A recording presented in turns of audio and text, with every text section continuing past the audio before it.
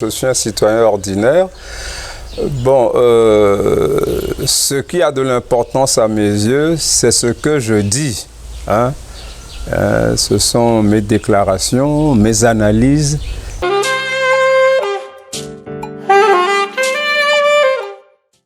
Dans les années 80, à partir de 85 surtout, lorsque nous avions créé avec mon collègue Renaud Madiafan la revue Propos Scientifiques, nous avions lancé une campagne de libération de la parole sous le parti unique, la dictature du parti unique, la dictature militaire de Yadema à l'époque, où tout était silence, personne n'osait parler.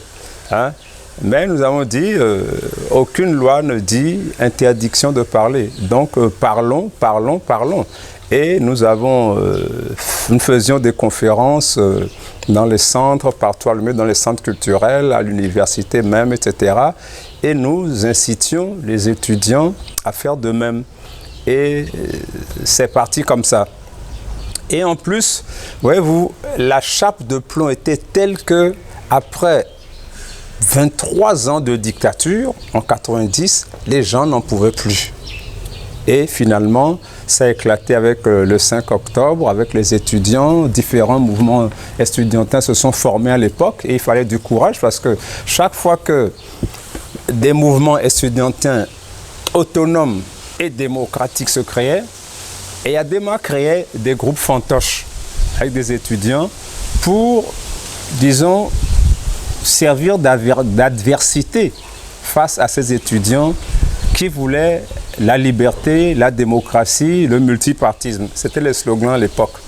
Et il y avait des affrontements sanglants.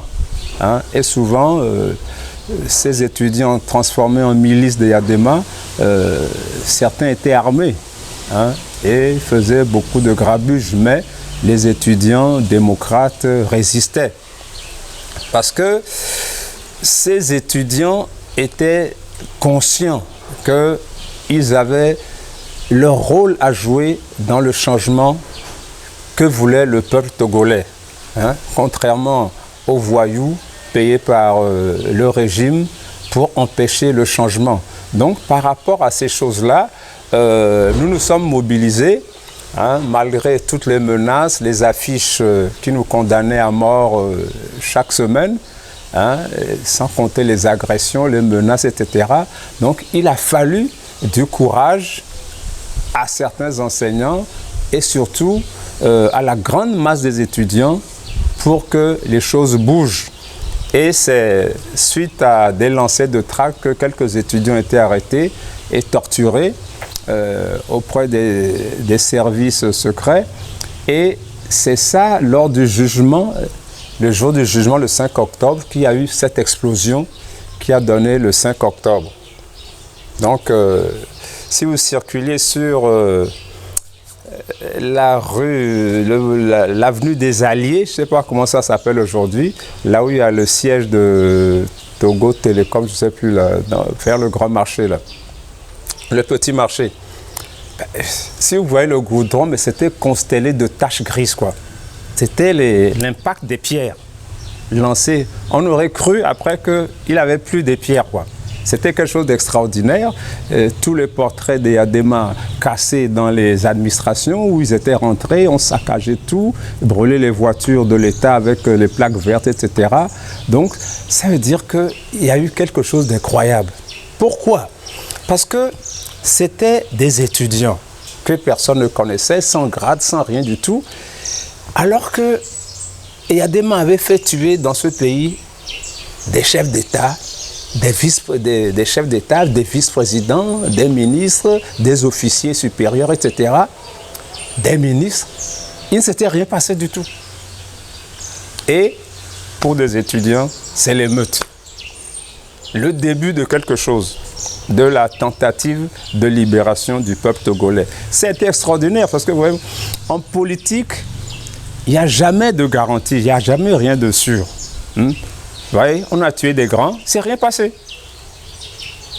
On a emprisonné quelques étudiants, on les a torturés et il y a eu une émeute terrible.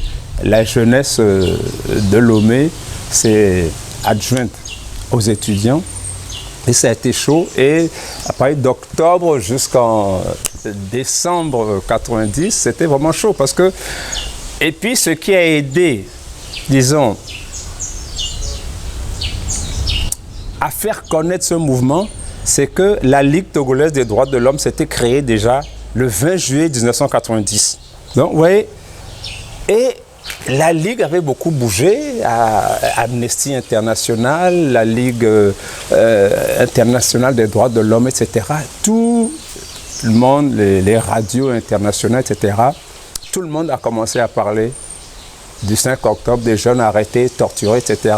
Et certains jeunes torturés m'ont dit, mais pendant qu'ils écoutaient la radio entre les mains des tortionnaires s'inquiétaient, mais qui vous êtes comme ça? Pourquoi RFI parle de vous, BBC, tout ça, radio, qui vous êtes comme ça? Mais ils étaient désemparés. Et ce qui a fait cesser aussi les tortures, parce qu'il y avait le monde entier qui posait le regard sur eux.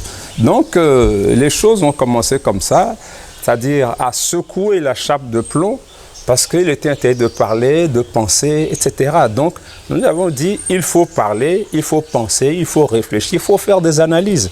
Parce que l'idéal des régimes oppressifs, c'est d'abrutir les gens, que les gens ne puissent pas parler, que des gens soient des moutons. Hein? Et l'aide des religions aussi est là. Hein? Faire des gens soumis. Les religions, en général, ça suit la soumission. Hein? Et d'ailleurs, ouais, l'islam se dit soumission, le christianisme demande soumission, etc. Même nos religions traditionnelles aussi demandent la soumission à un certain ordre qui profite à une certaine élite. Donc, par rapport à cela, les clergés catholiques, protestants, musulmans étaient à fond derrière la dictature à l'époque. Ils faisaient des messes, des cultes à la gloire de Yadema, le comparant à Jésus et sa mère à la Vierge Marie, hein, chez les cathos. Donc, par rapport à tout cela, voyez-vous, la religion a poussé les gens aussi à la soumission à ce régime. Et Yadema le disait très bien. Si je me trompe, que Dieu n'a qu'à m'arrêter. Ça dit que c'est Dieu qui l'a mis là, il n'avait aucun compte à rendre aux Togolais. Son pouvoir était d'ordre divin, donc ce n'était pas notre problème, son règne. Donc c'est par rapport à toutes ces choses-là que nous avons agi pour démystifier aussi le clergé, parce que dès que le mouvement a changé, les premiers journaux qui étaient apparus ont beaucoup attaqué le clergé, énormément, pour les dénoncer de leur trahison, etc.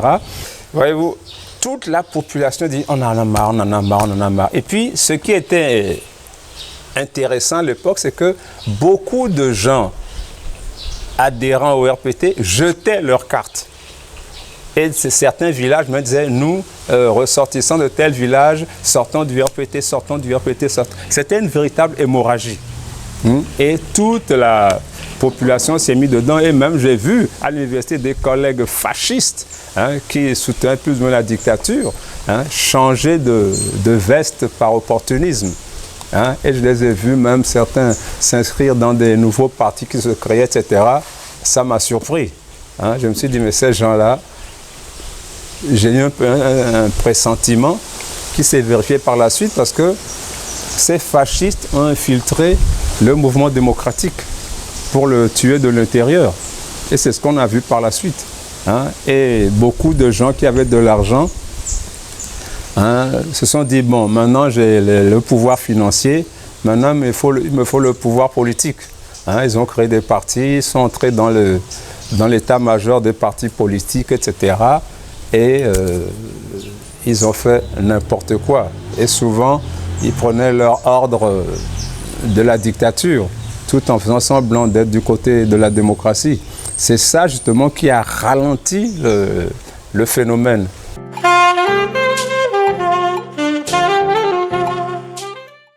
En décembre 90, je ne sais plus le jour exactement, j'étais en plein cours à l'université et puis une secrétaire vient m'interrompre en classe pour me dire qu'on me demande au téléphone qui?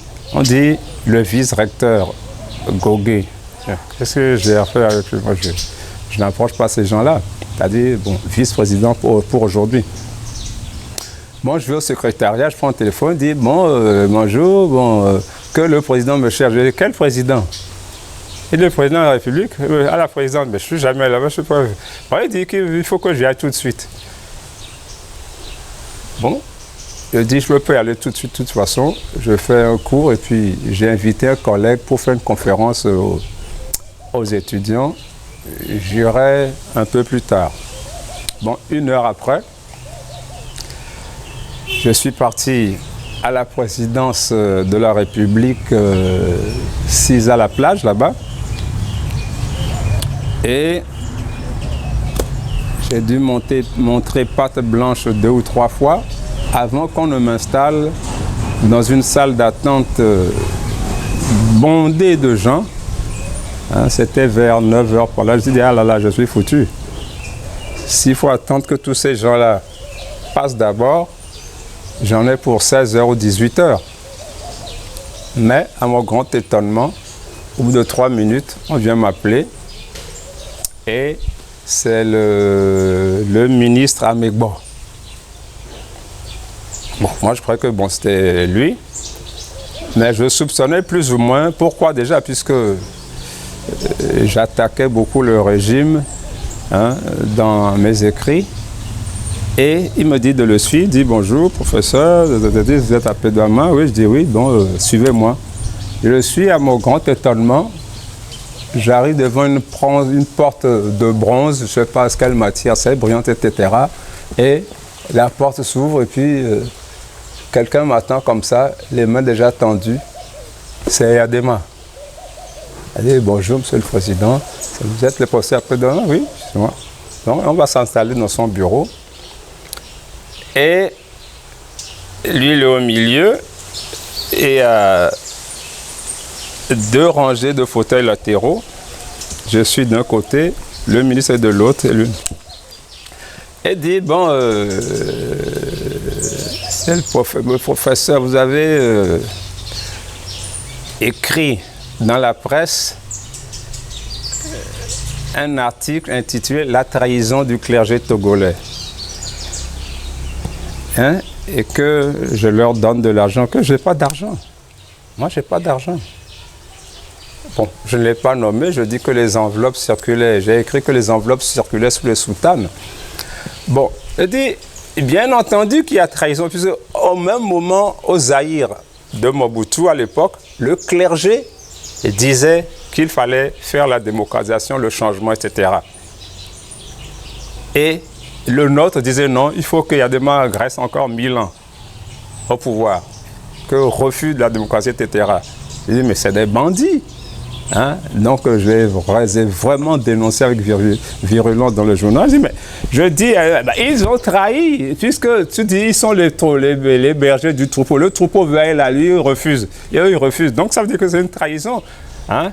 Et il m'a dit, mais il faut, quand il était à Bamako, là, que les étudiants avaient fait des mouvements, il y avait des manifestations pratiquement tous les jours. Et il a dit, mais justement, si vous nous demandiez à nous d'aller apprendre la démocratie aux gens dans les écoles, faire des conférences, on le ferait. Et le ministre dit, si, ça se fait. Je dis non. Et il a dit, si, je dis non. Il dit, si, je dis non. Bon, et finalement, voyant que je ne cédais pas, il a dit, mais quel est le titre de votre article d'ailleurs? Je dis, mais la trahison du clergé. Ah, mais ça c'est grave. La trahison c'est très grave. Je dis, mais comment c'est très grave? Ils trahissent, ils trahissent. Il n'y a pas de... il n'y a pas de voie intermédiaire. Donc, par rapport à ça, bon, on a discuté. Moi j'ai tenu mes positions jusqu'au bout. Et finalement, on dit, bon, au revoir. Mais entre-temps, il avait appuyé sur un bouton, je suppose. Je n'ai pas vu, mais c'est sûr, puisque un officier de police est rentré dans le bureau. Il lui a parlé en kabyle. On a boyé un peu. Bon. Je me suis dit que c'est peut-être le comité d'accueil qu'on décommandait. Et je suis reparti. Et quelques jours après, bon, j'ai écrit un article incendiaire dans la tribune des démocrates. Toujours pour dénoncer la dictature des Adema. Parce qu'entre-temps, j'avais appris que plusieurs personnes avaient été invitées dans cette vague-là et des gens se sont mis à genoux ou même ont cassé leurs plumes. Donc, moi, j'ai voulu montrer aux gens que quand on a des convictions, on se bat pour ces convictions et puis ce qui peut arriver, bon, ce n'est plus de notre ressort. Bon, moi, je ne l'avais jamais rencontré, c'était la première fois que je le rencontrais et c'était même la première fois que je le voyais de visu comme ça. Sinon, on ne le voyait qu'à la télé ou dans les journaux. Bon, moi, j'y suis allé puis il paraît que là-bas, il fallait un macaron avec le truc de RPT dessus, il fallait être en veste, ceci. Moi, je suis parti dans cette tenue-là, j'étais en jean, basket aux pieds, chemise comme je m'habille d'ordinaire. Elle dit non, moi, j'y vais comme ça. Bon, on ne m'a rien dit, mais bon, je soupçonne que il a été désarmé par ma sincérité. C'est ce que je soupçonne, hein, je ne sais pas. Parce que, je dis, quand il a appelé un officier de police, lui a parlé en kabyle, je n'ai pas compris du tout, j'ai soupçonné que je devais être arrêté. Mais qu'il a dû décommander l'arrestation.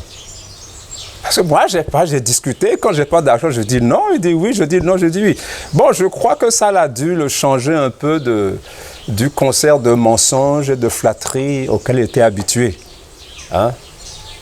Parce que quelqu'un qui est habitué à n'user que de la force, etc., ils ont parfois ce comportement vis-à-vis des gens qui peuvent leur dire la vérité, hein, sans les insulter pour autant. Donc moi, je lui ai dit les choses comme je les pensais, comme je les voyais, tout simplement. Donc, on a discuté, bon, quand on n'est pas d'accord, bon, le ministre a appuyé. Et puis, ce qui m'a surpris pendant la discussion, c'était le ministre. Souvent, il éclatait de rire face à ma réponse. Alors que je ne disais rien de comique, mais il rigolait. Hein? Et je suppose aussi que lui aussi, c'est mon culot qui le surprenait, que peut-être il se disait que mais, ce gars, il a une attitude suicidaire, c'est-à-dire dans leur système, je devais passer à la casserole nécessairement. Et il rigolait face à mes réponses. Bon, donc moi je n'ai pas joué, je n'ai pas rusé, j'étais sincère, tout simplement.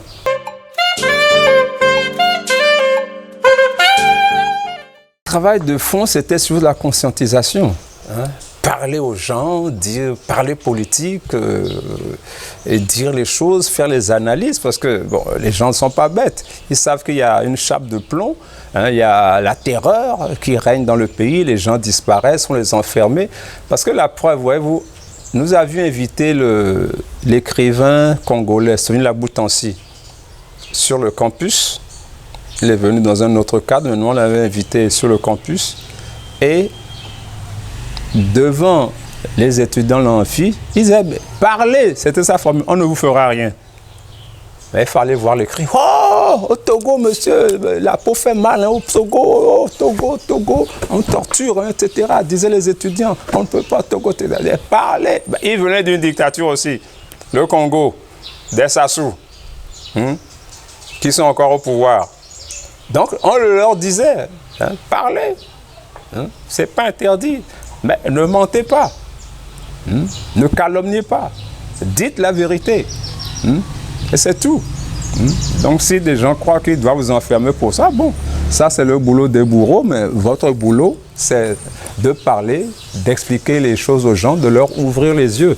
Parce que, ce que je dis souvent aux étudiants, tous les pouvoirs, tous les ordres, qui régentent la société, à commencer par le politique, les chefs traditionnels, les parents, toutes les autorités à tous les niveaux, eh bien, ils veulent gouverner des troupeaux de moutons, des moutons dociles. Et d'ailleurs, je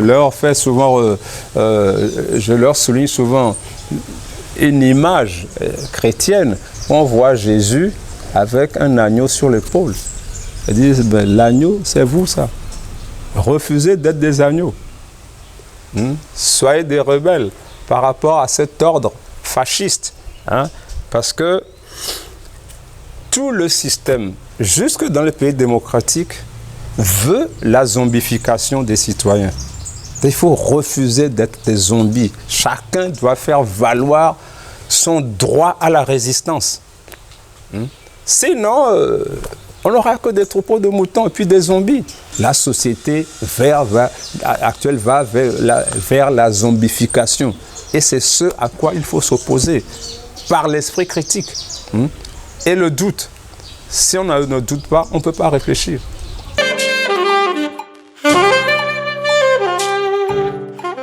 Oui, avant la conférence nationale, je dis, la Ligue togolaise s'était créée le 20 juillet 1949. C'était la première association hors RPT, indépendante.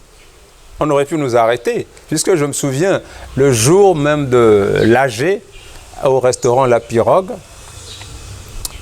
on devait commencer à 18h, 18h30, je ne sais plus. Donc on attendait sur le boulevard, au restaurant La Pirogue, c'est aujourd'hui la galerie des glaces, là, vous le palais des glaces, là, sur le boulevard, là. Eh bien,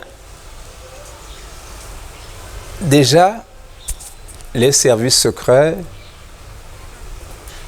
avaient mis leurs agents sur le trottoir aussi, en civil comme nous, etc., des gendarmes en civil, etc. Et des gens avaient reconnu certains d'eux et se sont enfuis. Vous savez qu'ils étaient là. Bon. Quand l'heure est arrivée, on est en train de commencer le travail, mais au bout d'un certain moment, quelqu'un a remarqué une taupe, un espion, et il l'a désigné. Elle a été arrêtée, on l'a fouillée, et il s'appelait, c'était un capitaine de gendarmerie à l'époque, Essor Boko, lui qui est devenu ministre plus tard, là. Il a été envoyé comme espion. Donc, on a dit finalement, il ne faut pas le chasser, il faut le laisser suivre jusqu'au bout, pour qu'il aille rendre compte que nous n'est pas venu faire de coup d'État, mais pour le droit, les droits de l'homme. Et pour qu'il aille rendre compte avec exactitude. Et on l'a laissé dans la salle. À la suite de la Ligue, beaucoup d'associations se sont créées. Les étudiants, on en avait plein, une demi-douzaine pratiquement, le Ould, Meld, Feld, etc. J'oublie même des noms. Et beaucoup d'associations de la société civile. Et quand le mouvement s'est durci, puisqu'il n'y avait pas de parti politique à l'époque, bon, il y avait la CDPA qui se disait clandestine à l'époque. J'avais dit à Logo de Souvi, d'autres, mais prenez le devant, puisque vous dites qu'ils avaient un parti politique. Bon, ils ont eu peur. Bon, on m'a dit que leurs dirigeants disaient qu'il y a demain allait le tuer, etc. S'ils faisaient ça, etc. Bon, peu importe. Les mouvements se sont associés en phare, Front des associations pour le renouveau. Et quand il y a eu des émeutes, finalement des émeutes très dures, après la lagune de Belle et Meurs, etc., il y a eu des tas de trucs. Le phare s'est revendiqué comme porte-parole du peuple.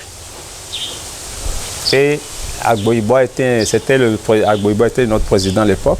Il avait été interviewé, président du CATR, Comité d'action contre le tribalisme et le racisme, dont je faisais partie aussi. Et le lendemain, Eyadema a fait brûler sa villa à côté du garage central. Les membres de sa famille ont été battus, son épouse, etc. Et les pompiers ont été appelés. Ils sont arrivés avec toute l'eau qu'il faut. Mais quand ils se sont rendus compte que c'était la villa d'un opposant, ils ont dit qu'il n'y avait pas d'eau. Parce qu'en venant, ils croyaient que c'était la villa d'Ernest Gnassingbé qui se trouvait dans la même rue, dans les mêmes parages là. Mais ils ont dit qu'il n'y a pas d'eau. Il y a des pompiers qui viennent sans eau pour éteindre un incendie. Vous voyez, donc, et puis d'ailleurs, pendant qu'ils avaient envahi la villa, Agboibois lui était entré dans le maquis. Ils ont pris une machette pour décapiter un soi-disant Agboïbo, c'était un de ses neveux qui lui ressemblait, ils ont cru que c'est lui. Et quelqu'un demande, attention, c'est pas lui, c'est pas lui, c'est pas lui. Donc vous voyez, ils étaient venus pour tuer. Bon, quand le phare s'est déclaré, le phare était la référence de toute la population, de tous les jeunes, etc. Mais nous exigeons le multipartisme. Et des partis se sont créés aussi, plus ou moins clandestinement, puisqu'ils n'avaient pas l'aval officiel. Et quand le 30 ou 30 avril, je crois, a été décrétée la charte des partis politiques autorisant le multipartisme total, eh bien, le phare s'est autodissous. Yadema était furieux. Il se dit, mais c'est avec vous qu'on discutait, patati patata, puisque les partis politiques se créent nous bousculer aussi. Non, c'est pas votre boulot, allez, laissez la place, non, c'est pas vous. Chacun voulait être chef. Donc, on s'est autodissous. Et les partis se sont créés. Et c'est à partir de là qu'avec les partis politiques, avec Nineveh à leur tête, c'est négocié la conférence nationale souveraine. Donc c'est comme ça que ça s'est passé. Mais déjà, quand on voit la bousculade des chefs qui sortaient de nulle part, on pouvait déjà entrevoir les bagarres qui allaient survenir plus tard au sein de l'opposition démocratique. Ça a commencé déjà, puisque déjà, il y avait déjà du sabotage,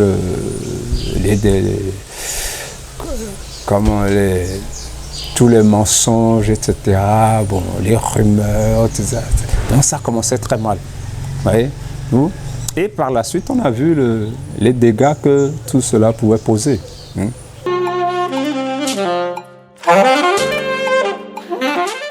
En réalité, la conférence nationale a été sabotée par Yadema. Bon, on dit que ça n'a pas marché. La conférence nationale a fait ce qu'elle devait faire. Bon, peut-être avec du radicalisme, certes. C'était normal dans un pays où personne ne pouvait parler. Bon, on a fait le bilan des crimes, etc. Mais le problème, c'est lorsque Yadema a fait retirer l'armée de la conférence nationale. Parce qu'il craignait la contagion démocratique de l'armée. Et il y avait des mouvements des militaires démocrates, etc., qui lançaient des tracts déjà à l'époque. Donc il a craint cette contagion et il y a eu une grosse répression dans l'armée d'ailleurs vis-à-vis de ces militaires démocrates. Beaucoup ont pris la fuite quand ils n'ont pas été assassinés ou emprisonnés, etc., ou chassés de l'armée. Donc par rapport à tout ça, c'est le retrait de l'armée de la conférence nationale qui a saboté parce qu'ils se sont dit c'est à travers eux que Yadema se désengageait de toutes les décisions puisqu'on a été encerclés, ils ont attaqué la radio plusieurs fois, etc. etc. Quand Kofi Gou a été installé comme Premier ministre, on lui a fait un coup d'État. Le 3 décembre 1992, il a été attaqué, la primature, etc. Donc, et Yadema attendait son heure, tout simplement, avec l'appui de la France. Il faut bien le dire, parce que lorsque, à un moment donné, ça c'est mon analyse, la France a fait débarquer ses parachutistes à Cotonou, soit disant que si ça tournait mal au Togo, puisqu'il y avait des émeutes partout, des fusillades, des assassinats par les militaires, les milices du RPT, etc.,